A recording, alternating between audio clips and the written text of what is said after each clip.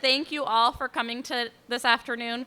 My name is Emily Kaiser. I am the chair of the HEDCO board. So again, we're really excited to be here today and be at this point in our year to deliver some really great messages to you this afternoon. When we asked Crystal Group to host again this year, they enthusiastically agreed. They have been great partners and to our community, and their staff had made this day successful. Thank you very much. We also want to thank Hiawatha and other regional businesses for supporting the work that we do. HEDCO recently launched a membership drive, and we encourage each of you to join if you haven't done so already at hedco.org. Our gold members this year are Cedar Rapids Toyota, Crystal Group, Alliant Energy, CCB Packaging, Dave Wright Auto Group, P&K Midwest, Farmer State Bank, Kirkwood Community College, Letter Weston and Craig, and Almond Design. Silver members this year are Hawkeye Communications, ABC Disposal, McGrath Family of Dealerships, Metro Studios, Armstrong Development. We all appreciate your support for HEDCO.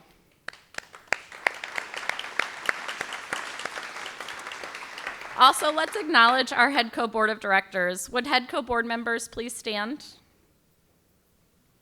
There are a few of you here. Thank you very much.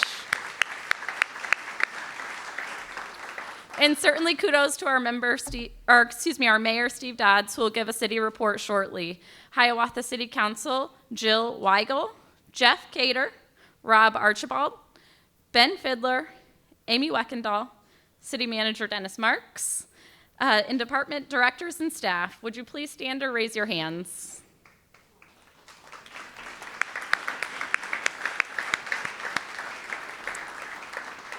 And thank you to our regional partners. We're pleased to have Cedar Rapids Mayor Tiffany O'Donnell and City Manager Jeff Pomerantz,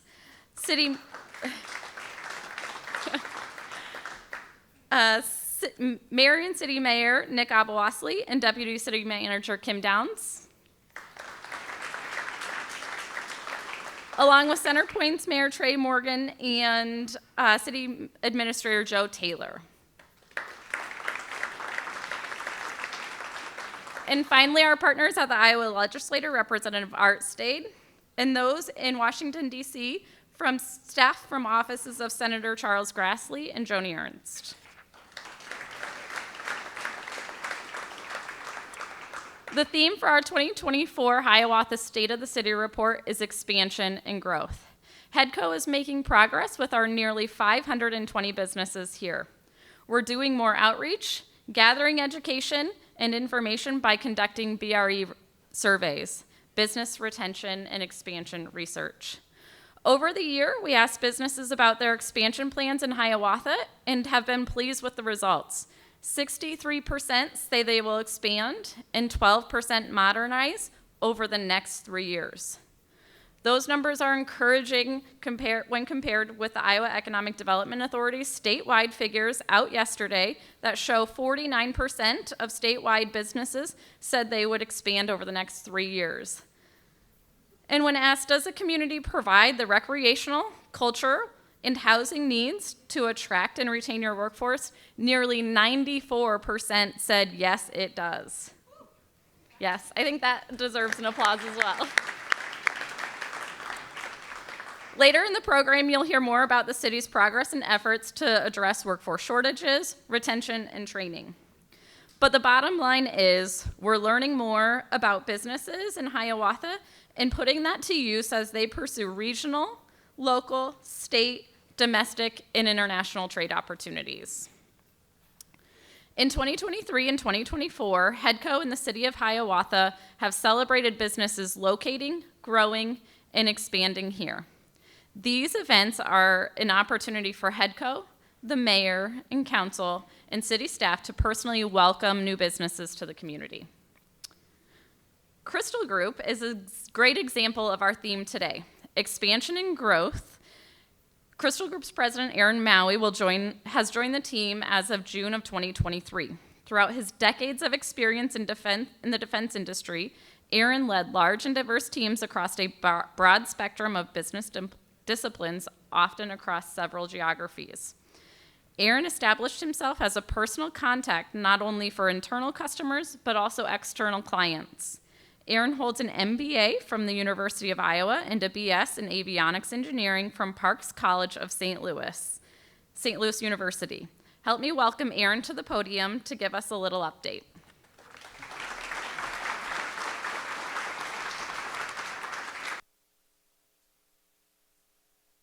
Thank you, Emily. Good afternoon. Welcome to Crystal Group. We're really excited to have so many leaders, change makers, and influencers in Hiawatha here with us this afternoon as we celebrate growth and expansion together. As one of Hiawatha's largest employers, I'm really filled with immense pride and gratitude for Crystal Group's remarkable journey and rapid growth. And I've been fortunate to celebrate my first year here, like Emily said, just a little over 2 months ago. In the next hour, you'll hear about our expansion. You'll hear about expansion and growth and how hiring the right talent is absolutely key to successful outcomes. Here are a handful of really valuable lessons that I've learned leading Crystal Group in just this last year. Number one, leaning into the trust and commitment that our team brings as employee owners.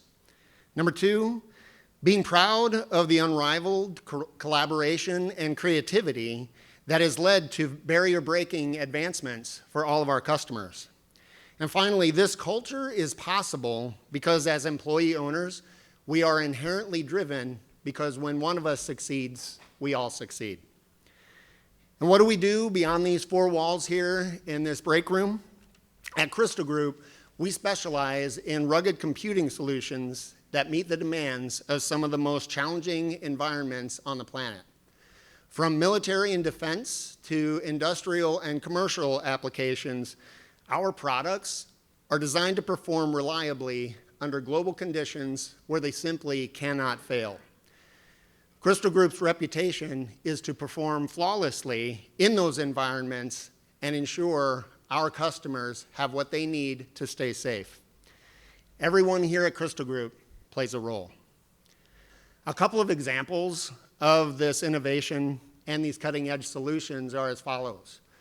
We built a briefcase-sized computer in 45 days that was deployed immediately during active wartime scenarios. We also built a tissue box size solution. This one's my favorite.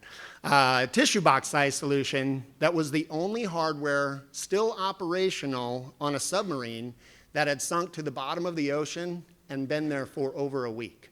So they surfaced it and the hardware was still functional. That kind of commitment within our people is the driver for our growth. But that level of commitment doesn't stop at producing a product. Our team cares immensely about the community where we live, and we support more than 20 nonprofits and educational programs. From donating more than 9,000 cans of food for HACAP families recently, to our staff utilizing their paid volunteered time off to help a teammate's family that was impacted recently by the Greenfield tornado, our people get it. I'm excited about what the future holds for us here in Hiawatha, and I'm confident that we're in the right location to continue our growth. Thank you.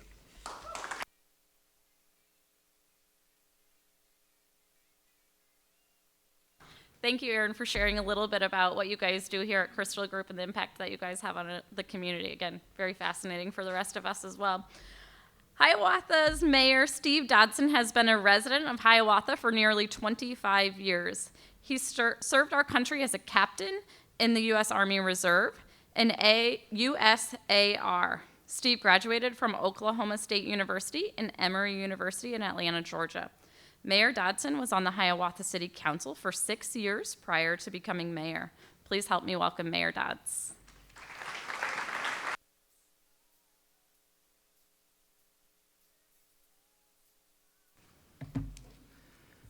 I'm from the South, so excuse me. Oklahoma, we have our own accent, between the Texas twang and the Southeast. I lived in Georgia for 14 years, and they told me I had an accent when I moved there, so bear with me. So first of all, thank you, Emily, and thanks to everybody here today. I'd first like to start my progress report with some good news. And it's about a specific person who has contributed to the special sauce, if you will, that makes Hiawatha a friendly community. Each year, we present the Faye Clark Award. The award honors a Hiawatha community member who, through her leadership and service, has significantly enhanced Hiawatha and whose efforts contribute to making Hiawatha a great place to live, work, and play. The award is named after Hiawatha's founder and first mayor, Faye M. Clark, whose entrepreneurial spirit and collaborative efforts led to Hiawatha becoming the 17th incorporated town in Lynn County in 1950. Our honoree is someone who exemplifies what it means to be a good neighbor, is caring, humble, and gives back to the community. For more than 40 years, our honoree has voluntarily organized a Hiawatha Kids League and is always the go-to person for participants and parents. It's estimated that more than 20,000 children have benefited from the baseball and softball league through these years. Our honoree is described as innovative and creative, especially when there were lean years. She is a key organizer who is committed to Hiawatha and even grills hot dogs at the ballpark. Several people nominated our honoree. One person in particular said, she keeps the Hiawatha Kids League a child-centered activity. And as their shirts say, kids play, we coach, and you cheer. Please give a big round of applause now to our 2024 Faye Clark Award winner, Peggy Bader.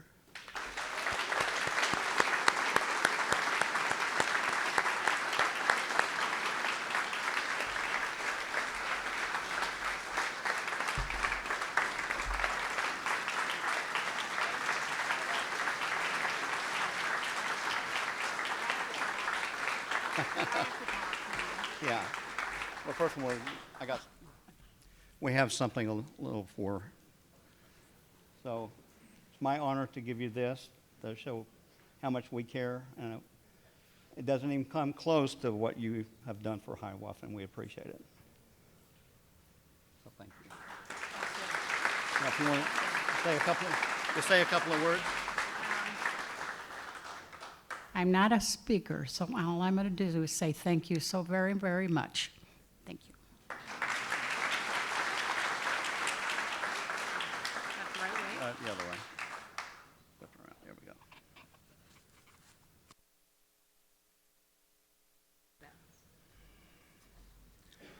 Another round of applause for Peg, please.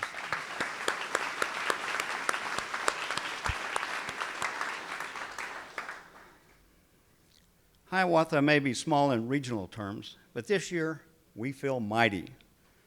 A few months ago, the Cedar Rapids Gazette did a story about Hiawatha's expansion and growth, and the headline read, "Booming Hiawatha." So why are we booming? Well, here's a quick dashboard that will help tell our story in basic numbers. A housing needs assessment study done by Thomas P. Miller and Associates shows Hiawatha's population would grow to more than 10,000 by the end of 2029. It's only 5 years away. Housing is the key to our growth. The saying made famous from the Field of Dreams, if you build it, they will come. Pretty fitting for us. So we went to work. When we gathered all the information at the end of the 2023 calendar year, it proved to be the largest for new construction in Hiawatha's nearly 75-year history. Our construction building permits were up, and valuations for the year had increased. Here's a breakdown of the permits for housing construction. 32 new single-family dwellings valued at nearly $12 million. 8 new apartments with 236 units valued at more than $40 million. And 12 new commercial buildings valued at $14 million. At the end of close of the 24 fiscal year this June, which is our most updated information, valuations proved to be the second highest ever at more than $84 million. When you drive around Hiawatha, you'll see what I'm talking about.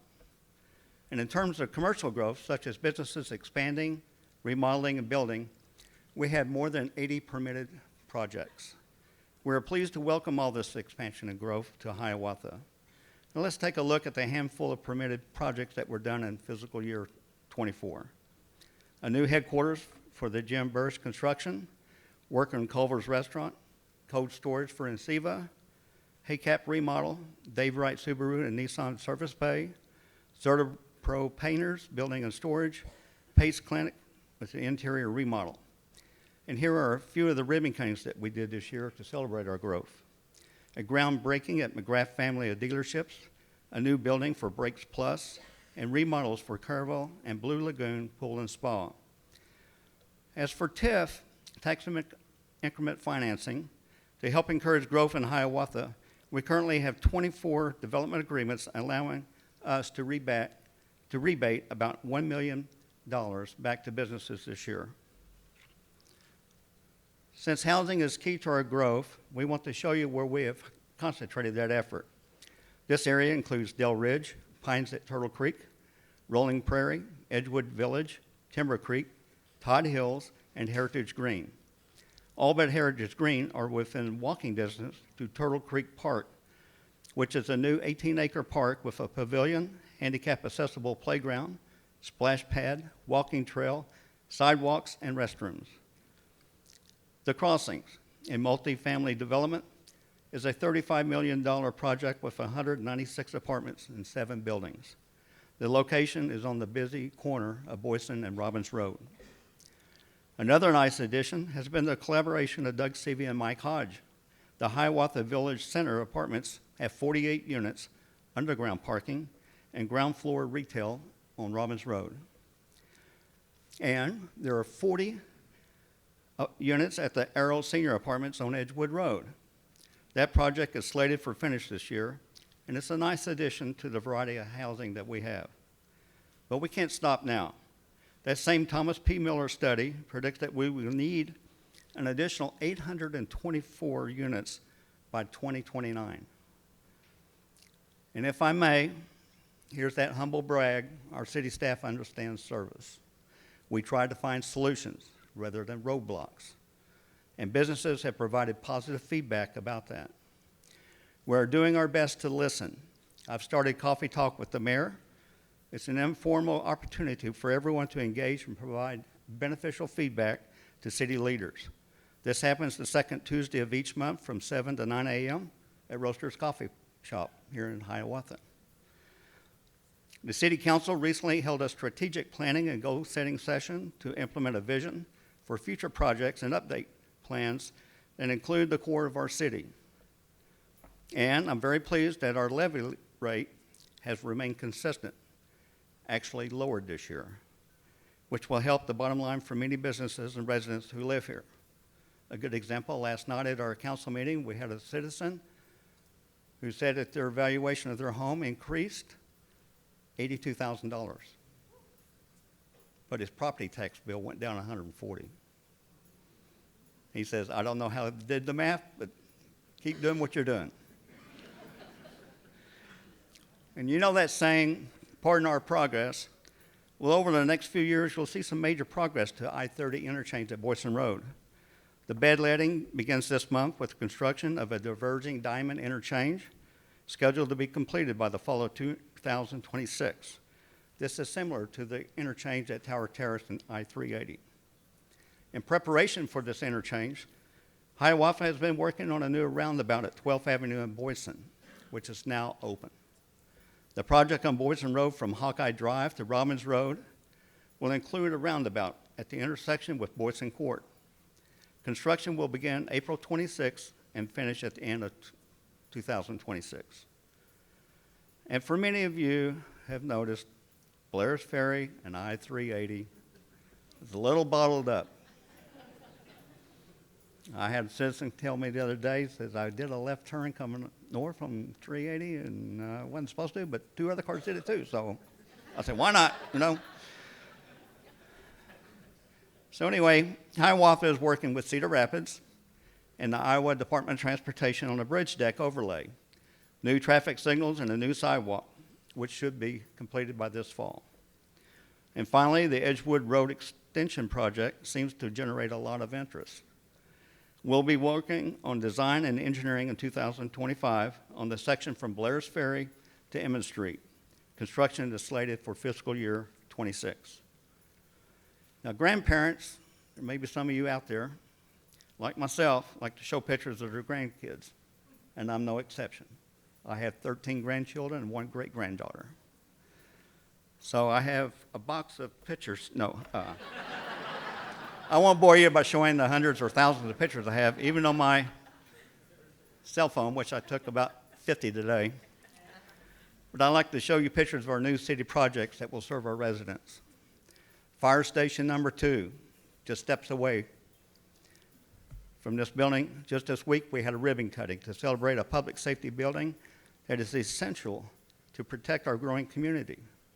Most of the funding for the station came from local option sales tax at a cost of $6.1 million.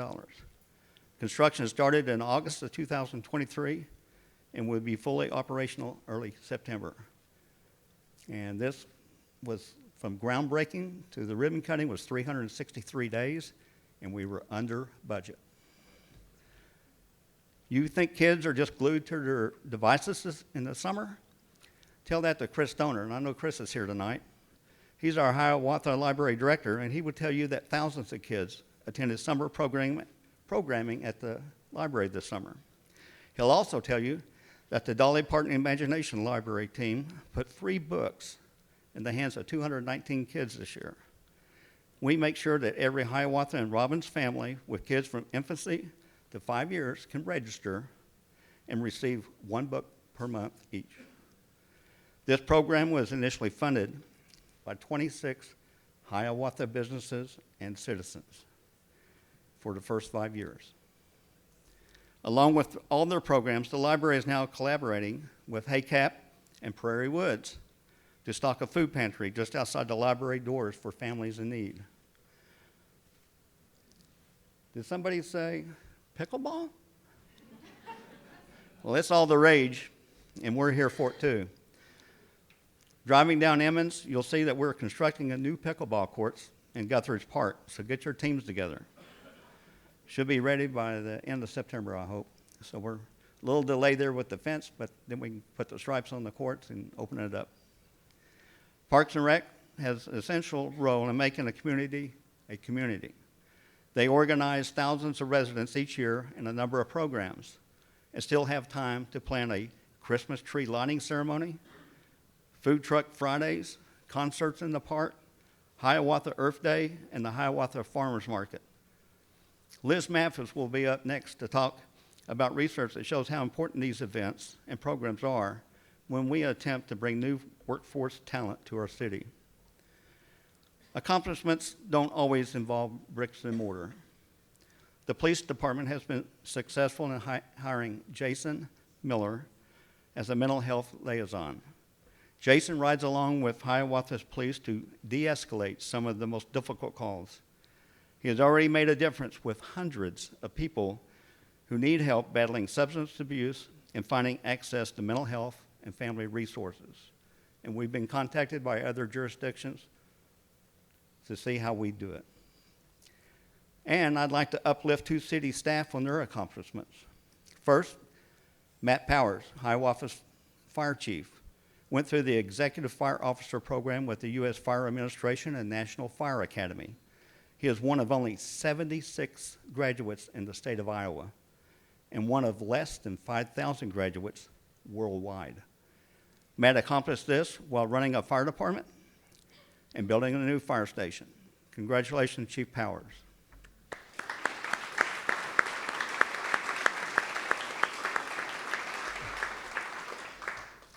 And lastly, our Hiawatha City Clerk who wears many hats, Carrie Graber. Carrie graduated from the United Way of East Central Iowa Board Orientation and Leadership Development Program. And Carrie is our go-to person for the city, and we are very proud of her accomplishments. Congratulations, Carrie, and thank you for your commitment to Hiawatha.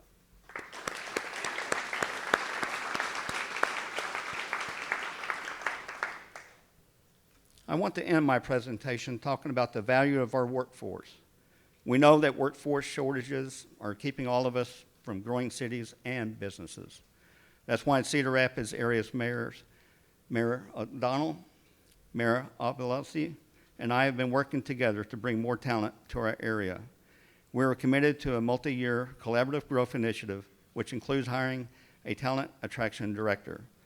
HEDCO, MEDCO, and the Cedar Rapids Economic Alliance, along with the cities of Hiawatha, Marion, and Cedar Rapids, are partnering to make this happen. At this time, I'd like to introduce HEDCO Coordinator Liz Mathis to talk more about the Workforce Collaborative and moderate our workforce panel. Liz worked in local broadcast journalism for 27 years as a nonprofit executive at Four Oaks and as a state senator to our area. Welcome, Liz.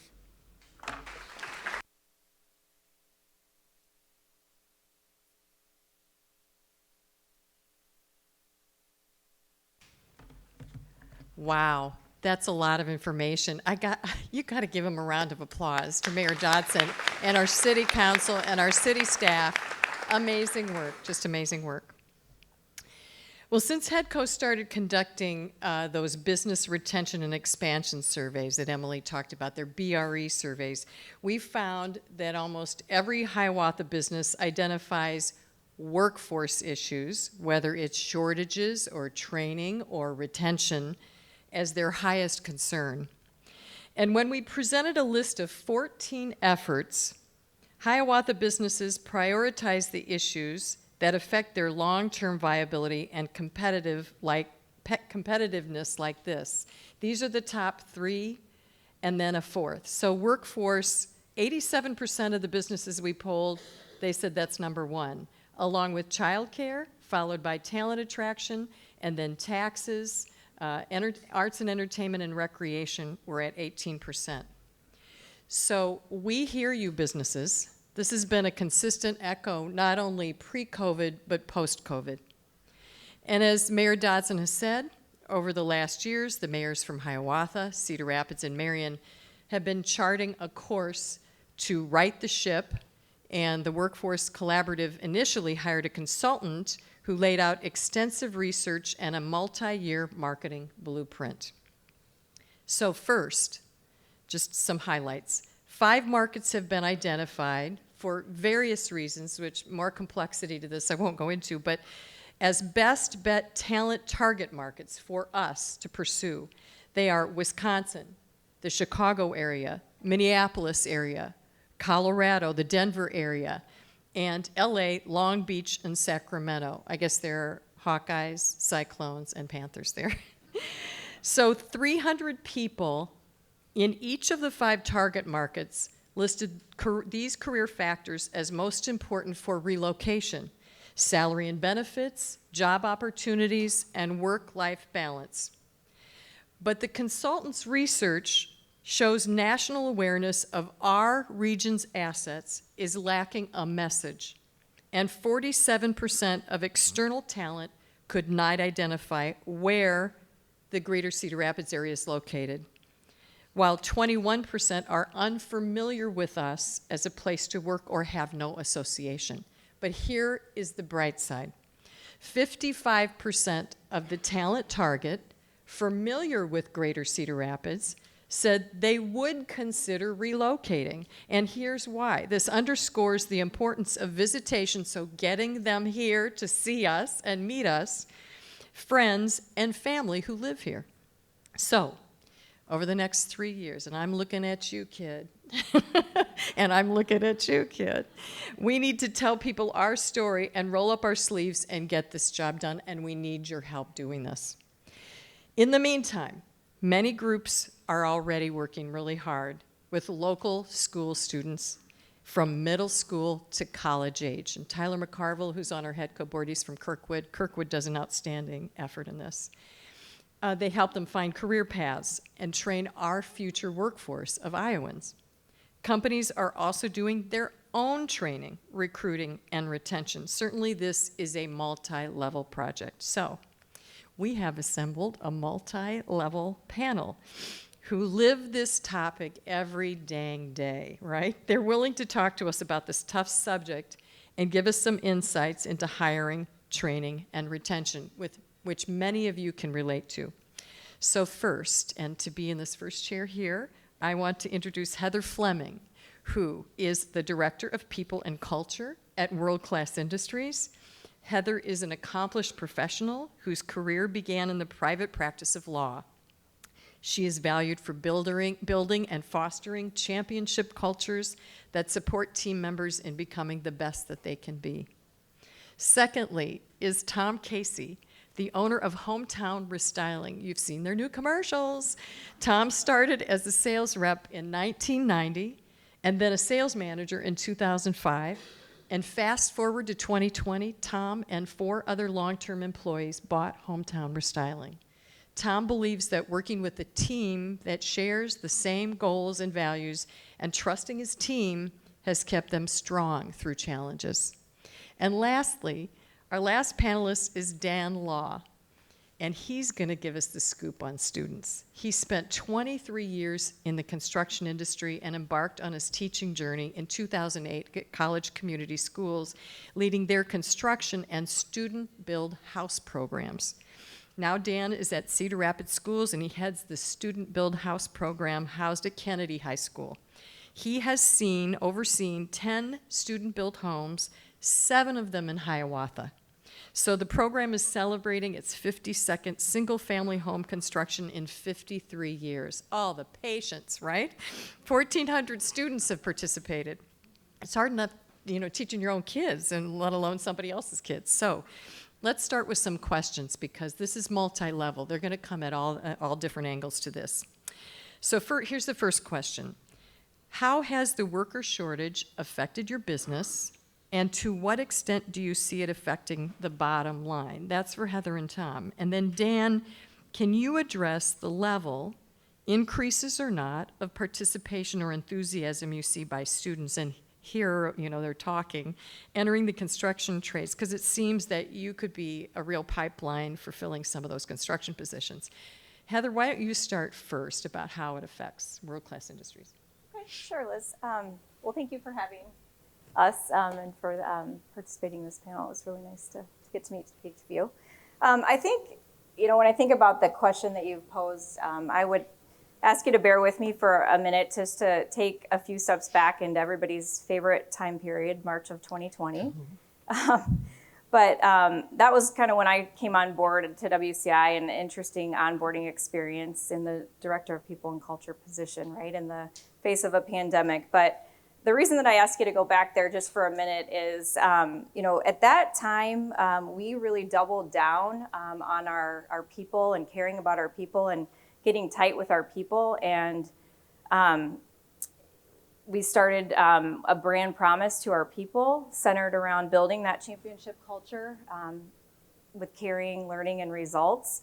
And, I think getting tight with our people, letting them know and demonstrating that we cared and bringing that brand promise alive really paid dividends to us when we then saw workforce challenges coming, in the face of many businesses. So not saying that we didn't struggle with a lot of the workforce challenges that many businesses were facing, but I really think some of those efforts that we doubled down on paid dividends when we looked at our retention numbers. So while we had openings and sometimes would struggle finding the right people to bring on board, we did find some success insulating ourselves a bit from that with a reduction in turnover or an increase in retention. So I think really those efforts couldn't say enough about what that did for the reduction of the impact to our business at WCI when it comes to some of those workforce challenges. And again, not saying that we anticipated those workforce challenges necessarily coming, but we knew that those were the right things to do to increase our retention, and those definitely helped out with the workforce challenges. Tom, what about you? We went through, turns out that COVID could be the best thing that could happen to a construction company. So we had some massive growth, which brought some massive problems. So to try and serve our customers, we let a lot of people represent us that probably didn't fit the culture well. And we learned some valuable lessons at that. We tried sign-on bonuses. That was a major failure. They would work long enough to get the bonus and gone. And then somebody in our office had the great idea of, let's promote the culture like she was talking to, and Hometown's had a lot of key employees that have been there a very long time, and we wanted to spread that on why many people like me have been there. So we started pushing the culture and catch somebody doing something right, and not necessarily hiring people based off the resume, but based off trainable work ethic and are they going to fit in. If they got those things, we can train them what we need to do. Training somebody to care, we're not that good. So finding people with the right heart, and then what we did, I can say right now, we are not looking for any employees because we've got the right culture and we're not having the turnover issues we had, which, knock on wood, is not something we've been able to say for very long. But what we did is we started a referral program, and I look at how much money we used to spend in trying to recruit employees, and it sounds like a lot of money at first, but we have a $5,000 referral that if Heather was to refer one of her friends that stays, if they make it 90 days, Heather gets $500, her friend gets a job. After 6 months, Heather gets $1,000. If they're there a year, Heather gets $1,500. If they're there 2 years, Heather gets another $2,000. So what it does, it locks up 2 good employees for me, and you factor what we were spending in advertising and recruiting and taking managers' time trying to hire and train people. It's been one of the best things we've done, and we've got some amazing people out of it. And working with the school programs, we started working with Kirkwood, and I've got some very good talent working through their programs too. So try and have different avenues, and it's introduced us some great people that are fitting in. Dan? Well, our program has, like you said, has been around for 52 years. It's got a very rich tradition. It's taught over 1,400 students to go out and decide what they want to do with their career. It might be that they decide, I don't really want to be into construction, or it might be that they want to do any one of the 13 or 14 different trades that we try to get them a decent exposure to. And what it does is it gives the students an avenue to say, I get to try many different things, and maybe I don't like this, or maybe I really like this, or I didn't know that I wanted to be a plumber.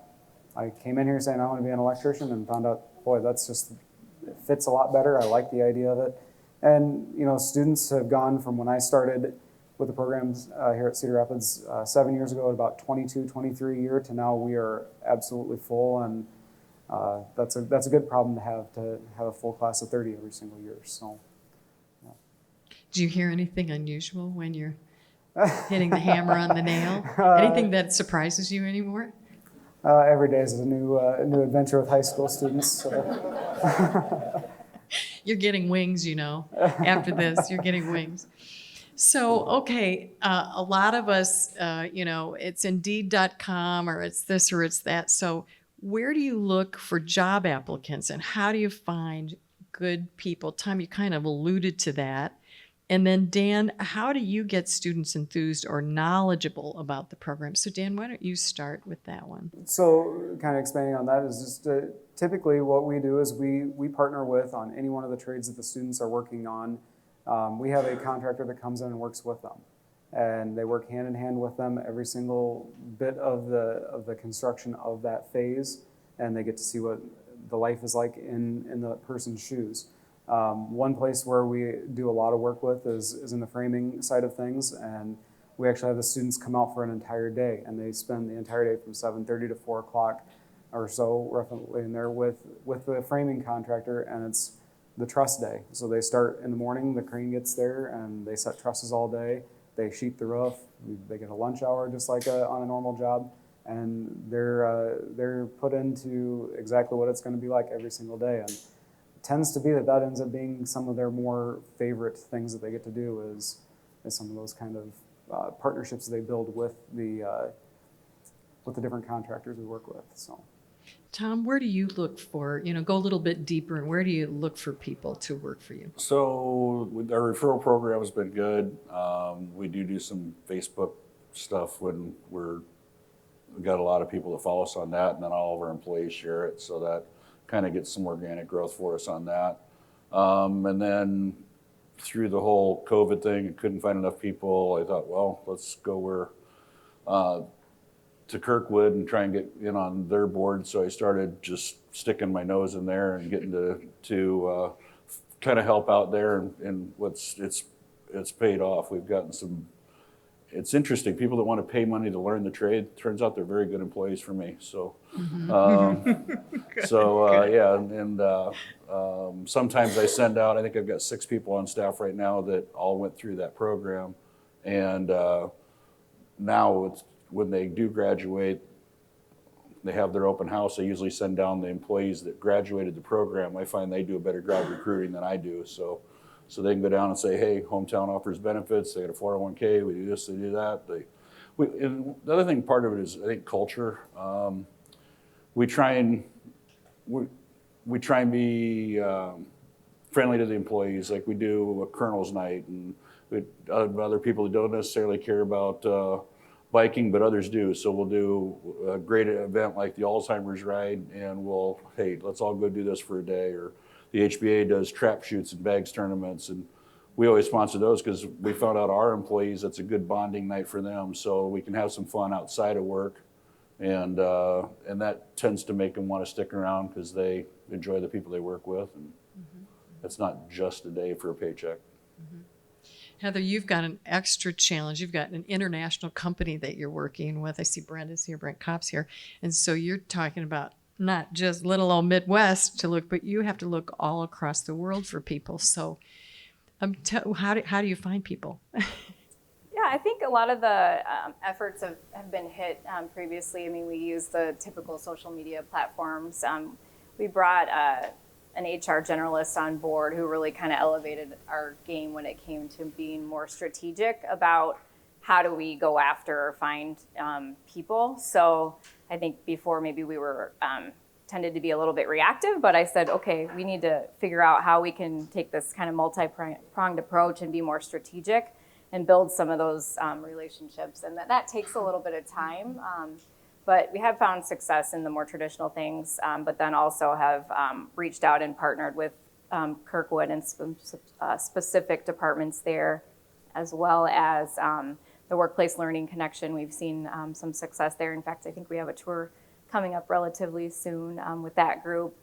We have a big supply chain team, so trying to partner with colleges and their supply chain departments. So kind of multi-pronged approach, I would say, and we've seen some value there. And then similar to Hometown, we implemented a referral program. Like you, we believe good people run in the same circles. So we've seen some success with that also. And internationally, I would have to say, I think we haven't had a lot of turnover there, so we haven't done a ton of hiring either. And so fortunately haven't had to really climb that mountain yet. Okay.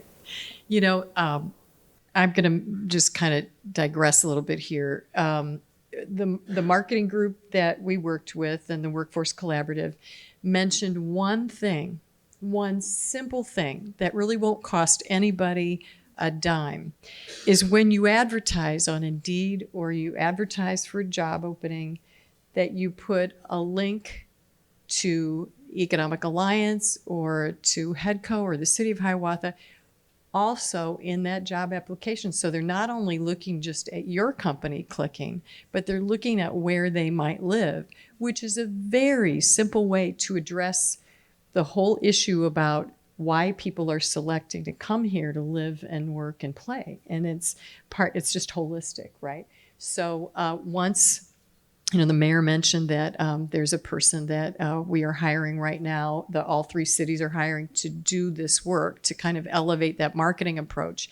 And they're going to be developing a place on the EA's website that will bring in information from all the communities so that you can use one link. They'll be able to click and look at all the communities in this region, in the Cedar Rapids region. So, Dan, again, you get to hear firsthand what students are saying about their future. And I know that I asked you before, but can you think of a story? There's been a lot of talk about millennials, in business now, and how, we have to really start looking at relationships with, to make sure that people like where they work. They have a friend where they work. And so when you're working with youth, when you're working with students, are there any stories that stick out about students who are working on your homes? Well, so we have, generally speaking, we have about 80-20 between seniors and juniors in the program. Most of our seniors throughout the course of the year will find that pathway. They will find what they want to do. We have very good placement with different contractors for those students. Even if it's not the contractors working on our jobs, the students find something that matches the aspirations that they have. They say, okay, well, I like residential plumbing, I like residential electrical, I like commercial.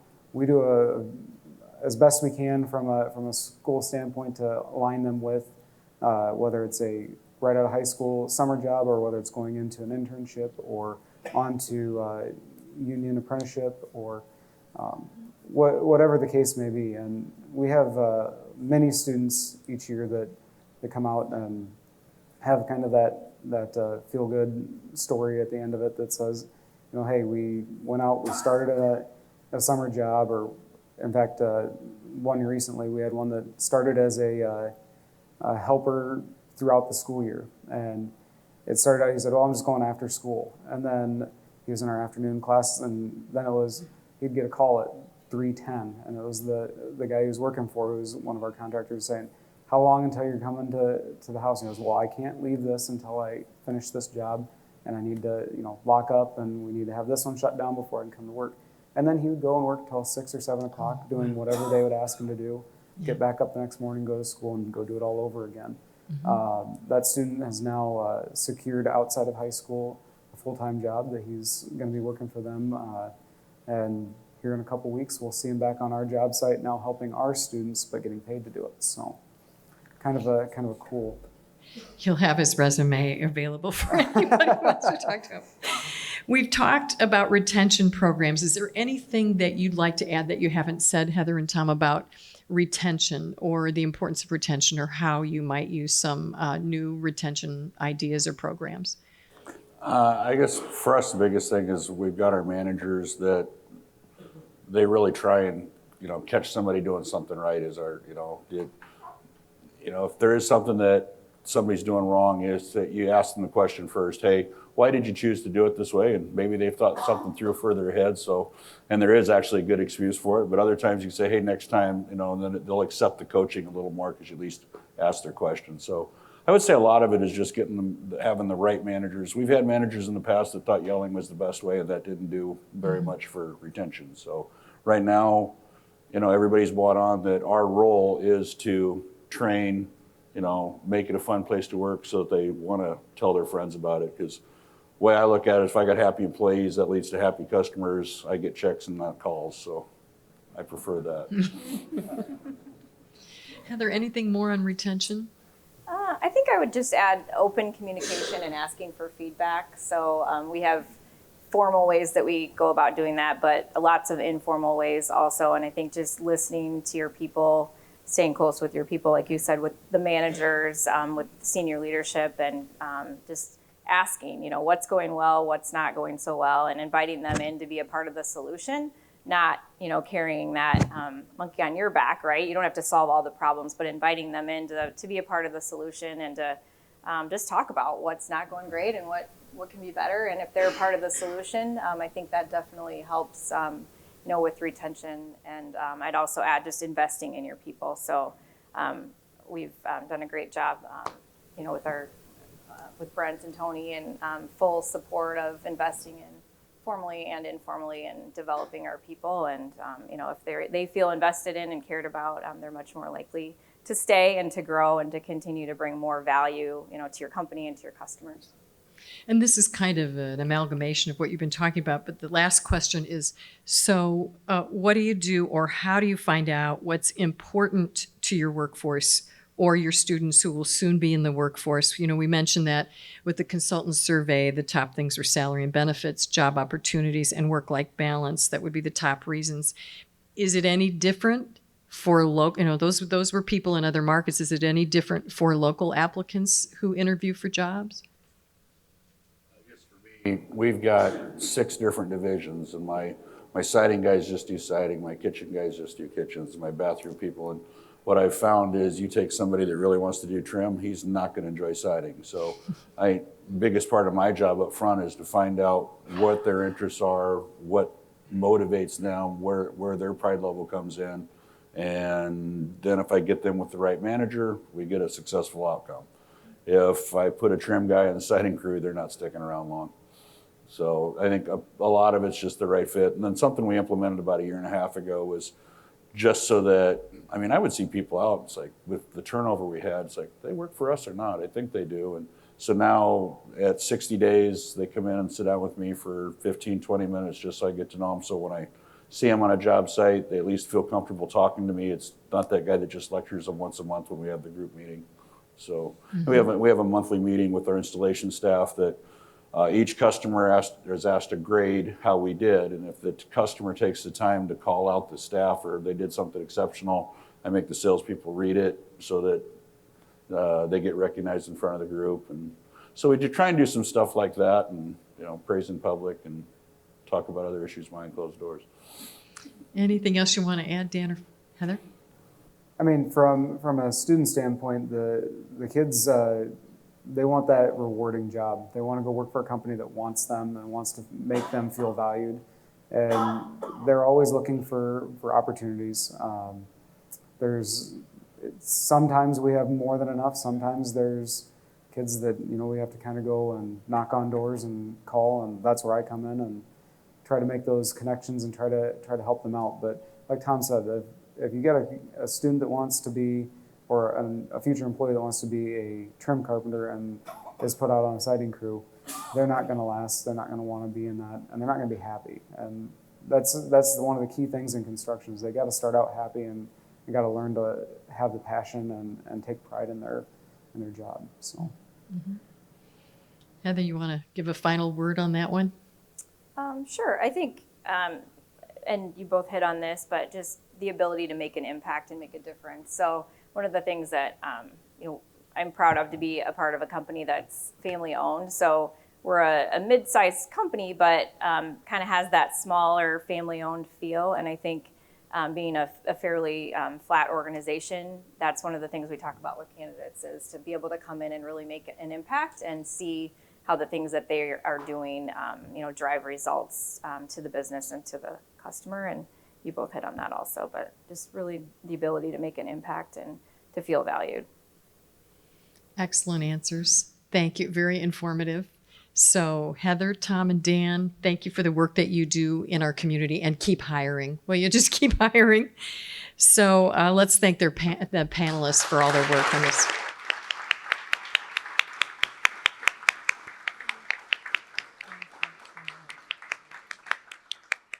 So now Emily Kaiser is going to close out our head co-event. So listen carefully for what she has to say.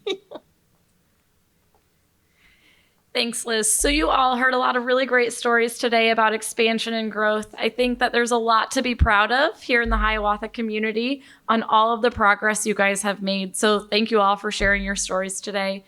A couple things before we go. There are going to be some fire station tours. You can exit through the door on the left here and walk to the fire station, leave your car parked. And again, we will see you there. Additionally, we'll welcome you back next year. And when we do, we will be celebrating Hiawatha's 75th birthday. So again, thank you all for coming tonight, and have a great evening.